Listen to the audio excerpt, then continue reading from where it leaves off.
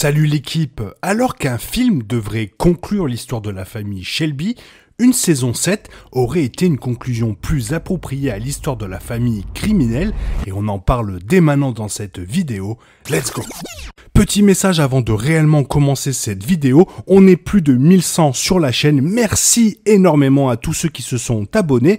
Quant à ceux qui hésitent encore, abonnez-vous, c'est complètement gratuit, merci d'avance, merci. Le créateur, Steven Knight, a toujours eu l'intention de raconter comment la famille Shelby s'est adaptée au fil des années entre la Première et la Seconde Guerre mondiale avec cette saison, se terminant par un dernier film. Ces plans ont changé à cause de la pandémie, ce qui a fait terminer Peaky Blinders avec la saison 6 et un futur film. La production du dernier film devrait d'ailleurs commencer en 2023. La saison 6 de Peaky Blinders a décollé après la tentative de meurtre déjouée de la saison 5 de Sir Oswald Mosley, qui a gagné encore plus d'influence au niveau national et international au cours de la saison 6. Tommy avait besoin des relations de Mosley pour conclure un accord d'exportation d'opium vers les États-Unis avec le gangster de Boston, Jack Nelson, qui, en retour, voulait connaître les fascistes en position de pouvoir en Europe, laissant Mosley être utile à Tommy. La coalition de Tommy et Mosley, déjà faible compte tenu des camps politiques opposés sur lesquels les deux se tenaient, a clairement pris fin à la fin de la saison 6 de Peaky Blinders lorsque Tommy a réalisé que sa maladie avait été truquée par un médecin fidèle à Mosley. Voulant la mort de Tommy, Mosley a demandé au médecin de convaincre Tommy qu'il mourrait d'une mort horrible, croyant que celui-ci allait se suicider. Ben non. La dernière saison a réussi à résoudre de nombreux problèmes laissés par la saison 5, y compris la vengeance de Tante Polly. Pourtant, la saison 6 était beaucoup plus centrée sur Tommy et son histoire que sur les autres, et de nombreuses histoires n'ont été évoquées que par la saison 6.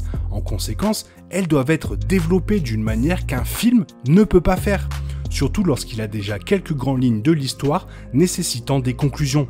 Ce n'est qu'une des raisons pour lesquelles la saison 7 de Peaky Blinders serait une meilleure idée qu'un film. Alors je vous vois déjà me demander, mais pourquoi un film ne peut pas offrir une fin satisfaisante? La principale raison pour laquelle un seul film ne suffirait pas à couvrir la fin de l'histoire de la famille Shelby est que de nombreuses histoires doivent encore être racontées. Non seulement la saison 6 est beaucoup moins concentrée sur Arthur et Ada, qui ont joué un rôle central dans la série, mais elle a également introduit un autre Shelby dans la famille, Duke. Finn a apparemment été expulsé pour avoir choisi de protéger Billy Grade et aller à l'encontre des souhaits de sa famille. Par conséquent, son histoire n'a pas nécessairement besoin d'être poursuivie dans le film. Basé sur le dernier discours de Tommy à sa famille avant de partir, Ava a eu sa bénédiction pour prendre la place de Tommy en tant que politicienne de la famille. Dans le même temps, Arthur est également toujours impliqué dans les Peaky Blinders et devra partager son travail avec Duke, qui a été présenté comme l'avenir de la famille. En plus de faire un au revoir approprié à la famille Shelby et à son histoire, le film devrait se concentrer sur les deux principales menaces des Shelby, Mosley d'un côté et Nelson et Gina Gray de l'autre. Développé depuis Peaky Blinders saison 5, il est fort probable que le film verra la confrontation entre les Shelby et Mosley, non seulement parce que toute la famille s'est opposée à l'alliance de Tommy avec lui, mais aussi parce qu'il a comploté à lui seul la mort de Tommy. Comme il voulait déjà éliminer Tommy car il est une menace, Jack Nelson et Gina Gray vont probablement se venger de lui pour avoir tué Michael. Tommy et les Shelby devront se défendre contre de multiples menaces, le tout dans un laps de temps beaucoup plus court que ce qu'ils ont obtenu lors des précédentes saisons de Peaky Blinders, ce qui rend le film insuffisant pour résoudre les problèmes de la série, à moins que le film il fasse 5 ou 6 heures quoi, parce que ça va être compliqué de tout faire là.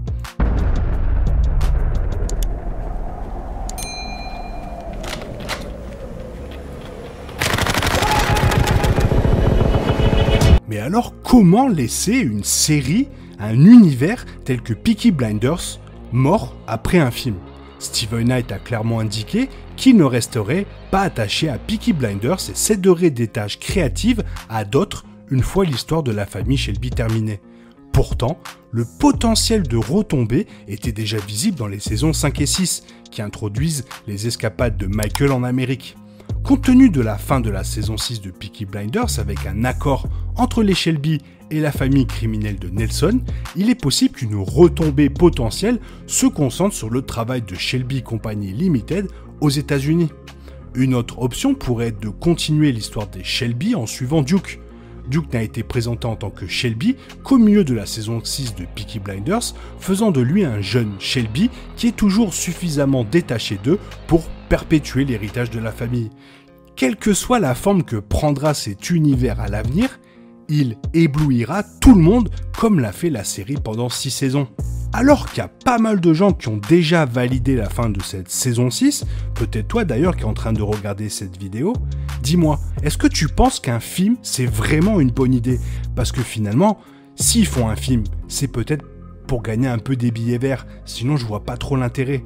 Parce que quand on voit comment ils ont raconté l'histoire, il aura quand même fallu 6 saisons pour le faire, ça va être assez compliqué je pense, de terminer l'histoire de la famille Shelby sur un film, à part commencer sur les chapeaux de roue et tuer la moitié de la famille d'un coup, comme ça, plus besoin de raconter une histoire.